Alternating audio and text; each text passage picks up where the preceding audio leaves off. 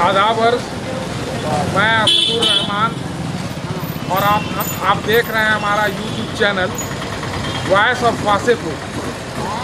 दोस्तों, इससे पहले हम 2015 से एक यूट्यूब चैनल चला रहे हैं नूरी मीडिया एंड इंटरटेनमेंट के नाम से।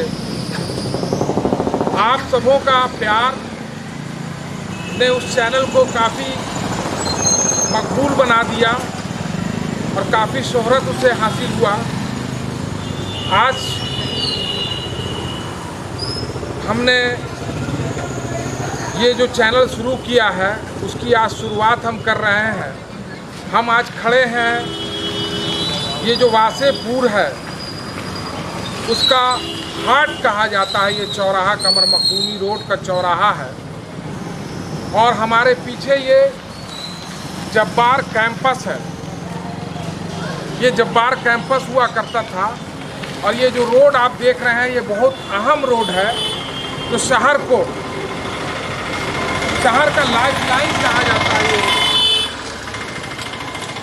और ये मस्जिद है, ये नूरी मस्जिद के नाम से जाना जाता है। जिन दिनों वासेपुर का बुनियाद रखा जा रहा था, बुनियाद रखने वालों में एम ए जब्बार साहब का नाम आता है, जो आज़ादी से पहले रांची झारखंड जो पहले बिहार हुआ करता था, ज्वाइंट बिहार में आता था, वहाँ से वो धनबाद आए, मिलिट्री कॉन्ट्रैक्टर थे वो।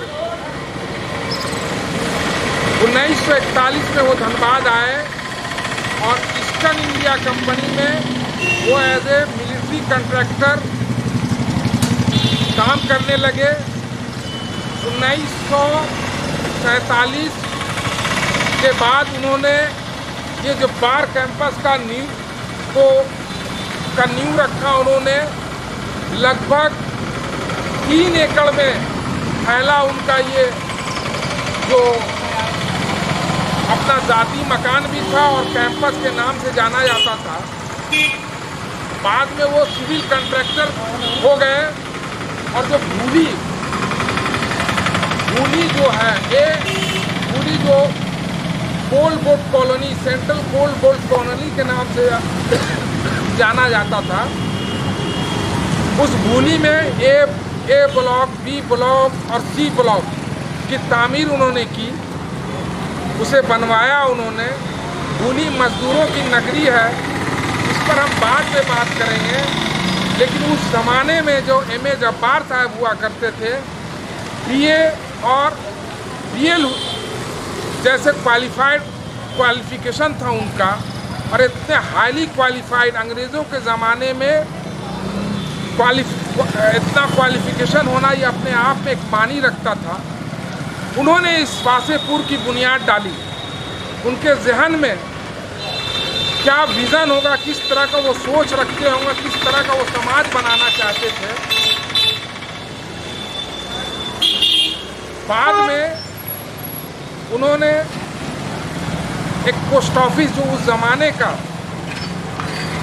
अहम सरकारी दफ्तर होता था, अपने कैंपस में लाया और नया बाज़ार वासेपुर के नाम से वो पोस्ट ऑफिस खोला गया।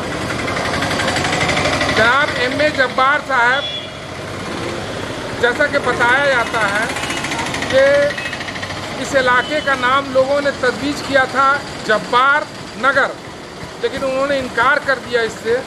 और उनके बड़े भाई जो मोहम्मद अब्दुल वासे साहब हुआ करते थे, उनके नाम पे ये वासेपुर पड़ा। वासे साहब के बारे में ये कहा जाता है कि वो उस ज़माने के एमए और मास्टर ऑफ लॉ हुआ करते थे। ये जो 3 एकड़ का रकबा जो था, ये शुरुआत था इस वासेपुर का, और धीरे धीरे ये इलाका बढ़ता गया और कई छोटे छोटे महल्लों में तब्दील हो गया। और जहाँ पर उस ज़माने में 46 और 47 और 50 और 51 में जहाँ पर यहाँ इक्का दुक्का लोग रहते थे और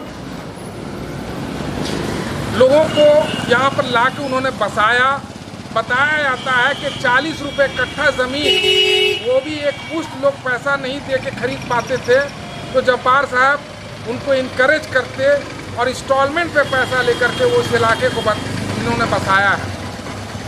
मैं उनके जो असल वारिस हैं मोहम्मद अनायतुल्ला अफसर, उनसे भी बात करूंगा। आइए चलते हैं उनके पास।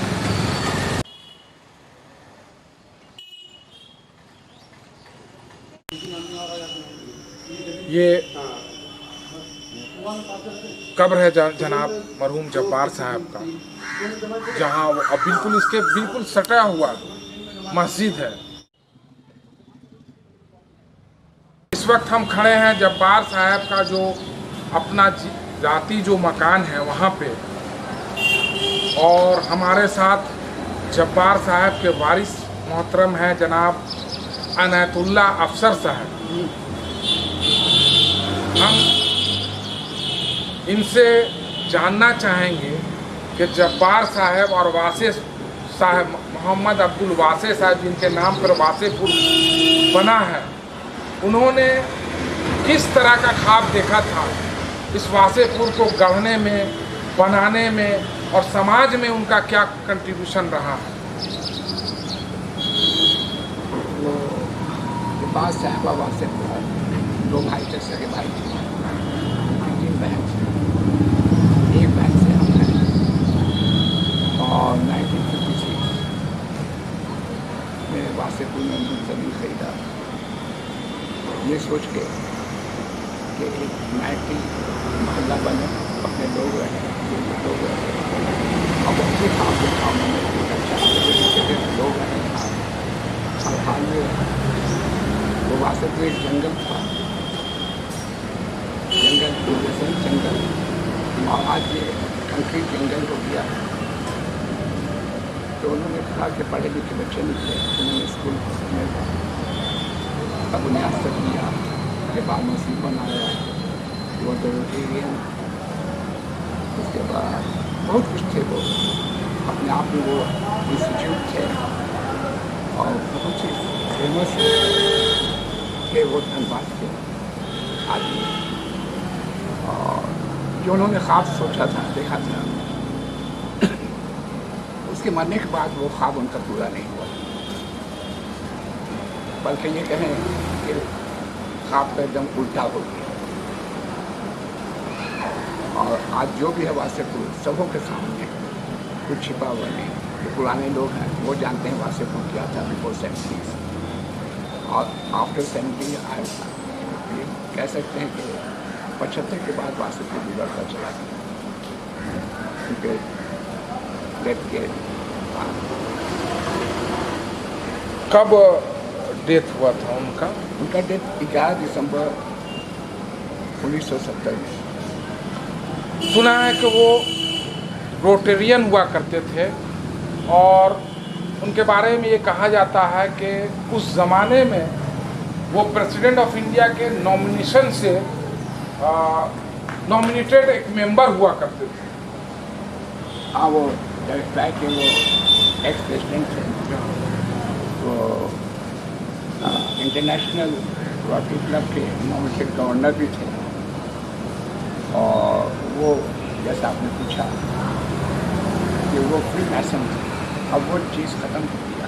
फ्री मैसन, वो फ्री मैसन होता है direct under the control of president of country. एक चीज़ मैं जानना चाह रहा हूँ कि एक ख्वाब उन्होंने देखा होगा ये सोसाइटी बनाने के लिए, ये शहर बसाने के लिए, तो उनके ख्वाबों का ये शहर बन पाया कि नहीं? एकदम नहीं बन पाया। क्यों ऐसा आखिर हुआ क्यों? सबसे बड़ी कमी यहाँ है जो यूनाइटेड गोल कहलाता है, एजुकेशन की बहुत कमी, तालीम का कमी रहा, तालीम का। लेकिन उन्होंने तालीमी अदारे तो कायम किया, पर वो ठीक से चला नहीं। और जो बच्चे पढ़ के निकले 90% कंट्रीब्यूटर से 90% वो सही रास्ते पर नहीं गए, और 10% अच्छे रास्ते पर गए। यहाँ के कमिश्नर भी पैदा हुए, यहाँ डिप्टी कमिश्नर भी पैदा हुए, बहुत ज़्यादा डॉक्टर्स और इंजीनियर लोग कुछ ज़्यादा थे और भी बहुत, यानी हर लाइन में यहाँ के लोग बहुत अच्छे सतर्क हैं जो लोगों को मालूम नहीं है।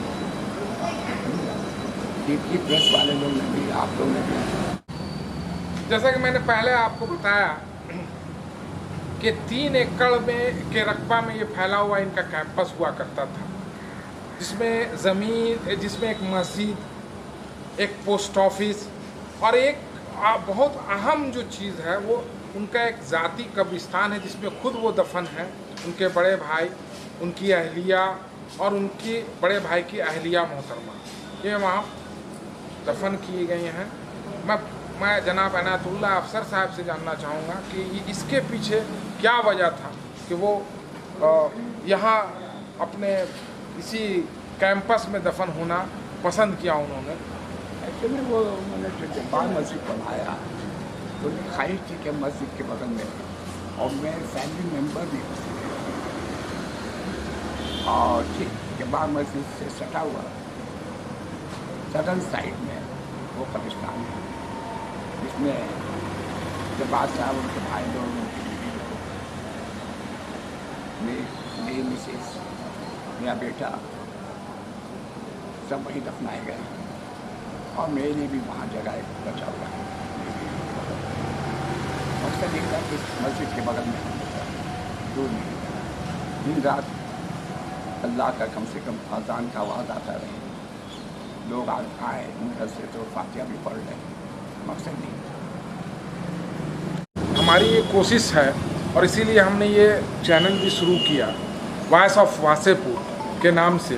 पहले से ही एक हमारा चैनल चल रहा है, नूरी मीडिया एंड एंटरटेनमेंट, लेकिन हमारा जो ये फोकस रहेगा वो वासेपुर और यहाँ के लोगों के और आसपास के जो आबादी है, जो कमज़ोर तबका है, उस पर ये बात रहेगा।